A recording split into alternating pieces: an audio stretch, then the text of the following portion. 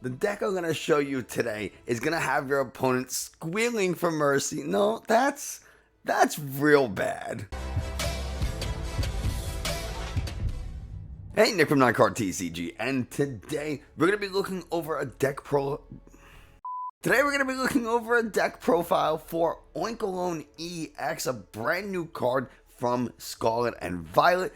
It's an interesting deck, and I'm going to talk about some ways I think we can make it a little bit better, some combos and strategies to help you if you're interested in playing it. And yeah, but we'll just, if you haven't already, do me a favor, like, subscribe, comment, all that kind of stuff. Tells YouTube this is a good channel and other people should watch it.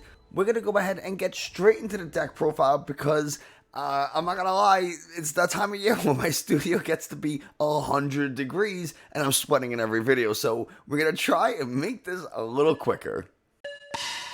When Scarlet and Violet first released, a lot of people were super enamored with Lechonk. Lechonk is a cute little pig Pokemon. It's a normal type, and in the Scarlet and Violet base set, we have a bunch of them. I think there's 3 Lechonks. The one we have here is the Whimsy Tackle Lechonk with 70 HP. Its attack cost is 3, but honestly, we're probably not going to use it. It has a retreat of 1, but the thing we really like is the 70 HP, meaning it's a little bit harder for something like a Sableye to take an easy 2 KOs on 2 benched Lechonks. Now, we probably aren't going to have Lechonks benched very much, but you know, yeah, there will be times where we do, so we want to make sure that we make it really, really hard for something like Sableye. Of course, the reason we run Lechonk in the first place is so we can play Oinkologne EX. Stage 1, 2 prize EX Pokemon, 260 health, retreat cost of 2. It has 2 attacks. Maddening Scent does 10 damage for just a single colorless energy, but it does 30 more damage for each Pokemon your opponent has on the bench. Now, most of the decks we're going to encounter, Mew, Gardevoir, Lost Box, Lugia, they all really want to put a bunch of Pokemon into play. So their benches are going to be pretty full, and that means Maddening Scent is going to hit for the maximum it can, 160, which is a decent amount for a single energy, more often than you might think. So 160 brings us to 320, so we're two-shotting most stuff, or at least anything that's seeing play, really. And that's not bad. Also, we have Heavy Stomp for 3 colorless energies and does 210 damage. Flip a coin. If tails, this Pokemon can't attack during your next turn. Yeah, sure. Could we maybe knock out something with Heavy Stomp? We can, but more often than not, we're probably going to be using Maddening Scent. The next Pokemon on the list is Bidoof. We have the Carefree Countenance. This, it doesn't really matter which Bidoof you use. Honestly, you have this Carefree Countenance Bidoof, and then you also have the Brilliant Stars Bidoof. The big difference between them is Carefree Countenance, the Crown Zenith Bidoof, has 60 HP and a retreat cost of 1. The Brilliant Stars Bidoof has 70 HP and a retreat cost of 2. So, whichever you think is more important, protecting the Bidoof again against things like those Sableyes or having the 1 retreat cost. I kind of like the 1 retreat cost, but I can only find 1 Carefree Countenance, so that's what I got for now, is a 3-2 line. Again, we have the Bidoofs so that we can go ahead and run Bibarel. Bibarel here has the Industrious and Sizes ability. Once during our turn, we can draw until we have 5 cards in our hand. We can use more than 1 Industrious and Sizes ability per turn if we have more than 1 Bibarel in play, so not a bad thing to help draw some cards. The main purpose of this deck is if we're going to try constantly 2-shot Pokemon with something like Oinkologne's Maddening Scent, we need to stay alive. One of the ways we're going to do that is Gardevoir EX. Gardevoir has the ability Loving Veil, which says that your Pokemon take 20 less damage from the attacks of your opponent's Pokemon V. This does matter. The next Pokemon is Manaphy. We want to protect our bench from really anything that's going to hit the bench. Urshifu and Teleon is a thing right now, so we want to make sure that something like Urshifu's Gmax Rapid isn't going to obliterate our bench. Our last Pokemon is Skwovet, which is new in Scarlet and Violet as well. It has the Nest Stash ability. Once during your turn, shuffle your hand and put it to the bottom of your deck. If you put any cards on the bottom of your deck in this way, draw one card. Our whole thing with Oinkologne is to try and stall out our opponent and constantly two-shot everything. And we have a lot of draw potential in this deck, as you'll see between Bibero and some of the trainer cards. So we really want to make sure that we don't deck ourselves out, and Skwovet allows us to do that. We can constantly, as we draw cards, we can use something like the Nest Stash to shuffle our hand, put it to the bottom, and draw a card. So as long as we are putting at least 2 cards to the bottom, we're going to be able to never deck out. Because remember, we had to draw that 1 card. So, not a bad card to help keep us around. And that's it for our Pokemon. We only have these 5. Next up is our trainer cards, and we're going to start with the items. We need a little bit of maneuverability just so we can get something like that Radiant Gardevoir, or we want to change Oinkologne without having to remove or attach energies for turn. We have Escape Rope, and that's just a really nice way of keeping our Pokemon that have been damaged safe on the bench. We can protect them from bench damage thanks to Manaphy. Really, really nice use of something like Escape Rope.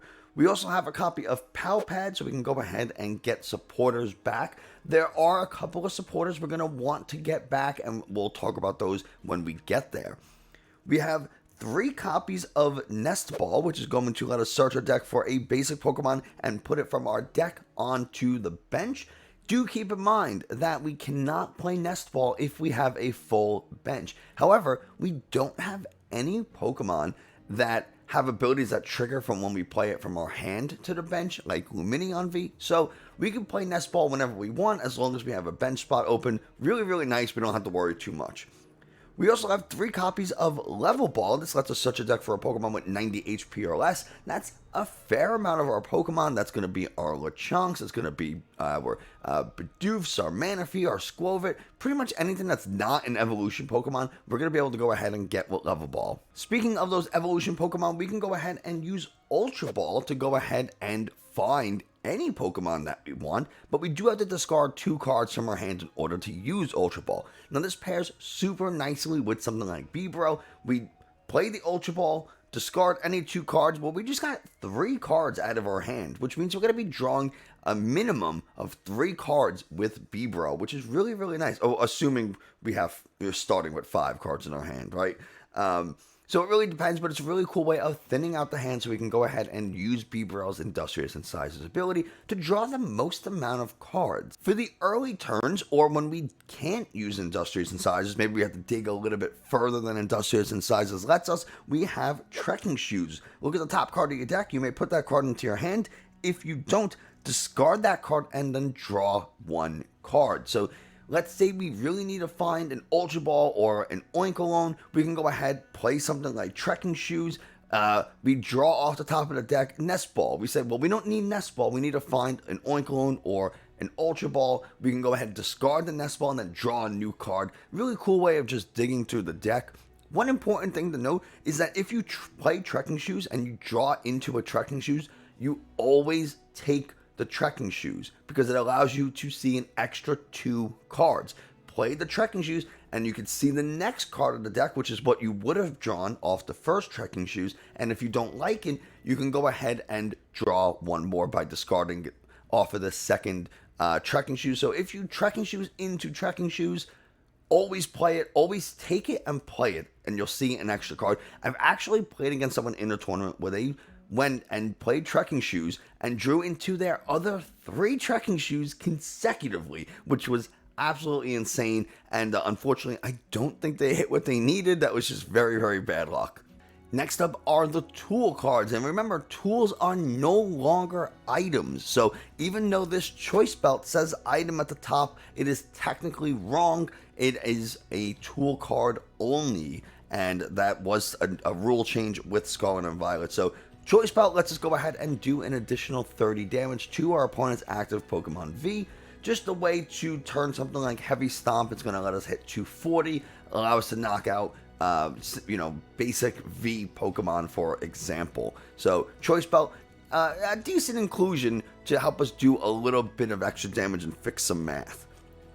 The main tool card we're going to be using is Full Face Guard, and this says the card this is attached to, if it has no abilities, it takes 20 less damage from the attacks of your opponent's Pokemon. Now, specifically, Choice Belt calls out Pokemon V. Loving Veil on Gardevoir calls out Pokemon V. So those only influence damage done to or by Pokemon V. However, Full Face Guard says any Pokemon that deals damage, we reduce it by 20. So you attach it to an Oinkologne, doesn't have an ability. It's the only Pokemon we have that doesn't have an ability, I guess, except for Lechonk and Bidoof, but we're not ever really using those. Oinkologne now effectively has 280 health, because that's how much damage your opponent's going to have to do in order to one-shot it. So, and we're going to increase that damage if we're talking about something like that's a Pokemon V. Well, now all of a sudden Gardevoir means that they're taking 40 less damage. So we effectively have 300 HP on a Stage 1 EX Pokemon, which is pretty nice. One thing I want to suggest is adding a Dunsparce. Dunsparce really might save you in some matchups. In the games you don't need it, you can just discard it with Trekking Shoes or Ultra Ball or something like that. But there is a fair amount of fighting in the format. Lugia runs fighting types. Lost Zone decks are starting to include Galarian Moltres. Rapid Strike and Talion Urshifu is a thing. There's a fair amount of fighting types, and Dunsparce removes the weakness from your colorless Pokemon. So all of your colorless Pokemon are weak to fighting, so you can go ahead and remove that fighting weakness, and it can be really important. Dunsparce might be something you want to include in this deck, but that's just my suggestion. The reason we want to ensure survivability of our Oinkologne is because of our first supporter, Cheryl. Cheryl lets us heal all damage from an evolution Pokemon, but we do have to discard all energies attached to that Pokemon. Not really an issue for something like Oinkologne, where we can attack for just a single energy attachment. Maddening Scent is just one colorless energy, and it's probably the attack we're going to be using most of the time. So we don't really care if we're two-shotting things, if our opponent's never able to one-shot us, or even really take a KO. They do a lot of damage to us. They don't KO because we effectively, like I said, have 300 health. Not a lot of stuff's doing 300 damage, so we can go ahead, Cheryl all that damage away, and then just attach an energy and continue our attack. Our next supporter is Arven, which lets us search our deck for a Pokemon tool and an item card, reveal them, and then shuffle your deck. This is going to be a great card to go ahead and grab something like a Full Face Guard and an Ultra Ball. So now we can go ahead, Ultra Ball some stuff away. We can get like a Bibro, we can get an Oinkologne, we get that Full Face Guard, and we can go ahead and make our plays happen. We have 2 copies of Judge. Both players shuffle their hand into their deck and draw 4 cards. Just a way to really kind of disrupt our opponent. We're going to, reduce the number of cards they have in hand, most likely. Maybe get rid of some of the pieces for the combos they have. And we don't care too much because we need very little to set up. Remember, just that one energy is all we kind of need to get that Oinkologne going. So it's pretty easy to set up more than one. We have 2 copies of Boss's Orders. Go ahead, switch one of your opponent's bench Pokemon with their active. It's just a good way to either stall, finish off a Pokemon, start putting some pressure onto something. We can use Boss's Orders either offensively or defensively, your choice, but we got 2 of them, so you can make those choices throughout the game. Another interesting heal card for this deck is Sharon's Care. We can go ahead and take a damaged colorless Pokemon from play and put it back into our hand. So if we don't have Cheryl, or we don't have the energy to discard to attach another one, we can go ahead and play Sharon's Care. We pick up that damaged colorless Pokemon and all cards attached to it and put it back into our hand. This is really nice because it lets us recycle Oinkolognes and energies, the Full Face Guards. So we can really just keep those 2 Pokemon going. We put down a Lechonk, we have an Oinkologne in the active, Lechonk on the bench. Now Oinkologne's taking damage, we play Sharon's, we pull it up, we promote the Lechonk that was on the bench, we evolve, we attach the energy, we attach the Full Face Guard, and repeat. And we have the ability to use Sharon's Care 4 times thanks to Palpad. We can also reuse Cheryl and Sharon's Care. Again, we have those recovery options thanks to Palpad. Our last supporter is Culver's Experiment. We don't really want to discard a lot of stuff with this deck. We really want to be able to keep our Palpad and our supporters, our Full Face Guards. Maybe later in the game we don't really care so much about nest ball and level balls because once we have our Pokemon established, but Colress's experiment lets us look at the top 5 cards of our deck, choose 3 of them, and put 2 into the Lost Zone. Now, we don't really care about having a certain number of cards into the Lost Zone. We don't have anything like Mirage Gate or Sableye or Cramorant that lets us attack or have an extra effect for reaching a threshold of cards in the Lost Zone.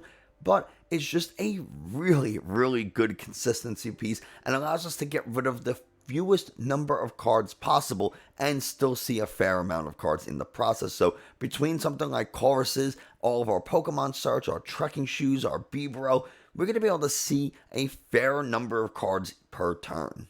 We run just a single stadium path to the peak. We want to make sure that we can turn off our opponent's Genesect Vs, their Lugia V-Stars, we turn off their Luminions, we turn off whatever Pokemon V or Rule Box Pokemon they have. Path to the Peak's going to turn it off. Now, do keep in mind that we'll turn off our own Radiant Gardevoir, but we don't really care all the time, so it might be more important to disrupt our opponent, play Path, play Judge, and then just let them figure it out. Finally, we have our energies. The first one is 2 copies of Lucky Energy. Lucky Energy says that the Pokemon that this card is attached to, if it's damaged by an attack from one of our opponent's Pokemon, even if it's knocked out, we get to draw a card. So now we have Lucky Energies, we have the Trekking Shoes, we have the Bibro, we have the Colress. We have a pretty good number of ways to draw and dig through the deck. And thanks to something like Sharon's Care and Palpad, we can really keep these Lucky Energies in play by recycling them. We have 4 copies of V-Guard Energy. V-Guard Energy says that we take 30 less damage from the attacks of our opponent's Pokemon V. Yes, I only have 3, at least I have more, but I can't find any of them. So for now, I only got 3 of them. That's where the one proxy is, but there are 4 V-Guard Energies in this deck. And the very last card is 4 copies of Double Turbo Energy. This is a great card to attach to something like a Bibro or a Radiant Gardevoir so you can go ahead and retreat. It's a really good way to attach and use a Heavy Stomp on just 2 attachments. We attach a Double Turbo Energy, and then next turn we attach a V-Guard Energy, and then we're hitting with something like Heavy Stomp. Yes, it reduces the attack damage by 20, but with Choice Belt, we're actually doing still 220 with Heavy Stomp. Heavy Stomp does base 210. Choice Belt, if we hit into a Pokemon V, brings it to 240. Double Turbo Energy has damage reduction of 20, which means we're hitting for 220 damage on Pokemon V, which is enough to KO pretty much every Pokemon V that is gonna see play right now, at least every basic Pokemon V. There are some exceptions like Tyranitar V that has 230 health, and that's kind of the only one I can think of. So there you have it, the full deck list. Let me know your thoughts in the comments below. I want to hear from you. Have you tried Oinkologne? Do you need the Dunsparce? I personally haven't played this deck, but I do plan on doing a webcam battle with it pretty soon, so keep your eyes out for that. But that's going to do it for us today. Thanks so much for watching. I hope you enjoyed, found it informative. If you did, like, subscribe, comment, all that kind of stuff. Like I said at the beginning, tells YouTube this is a good channel. And that's going to do it for us today. I'll see you next time.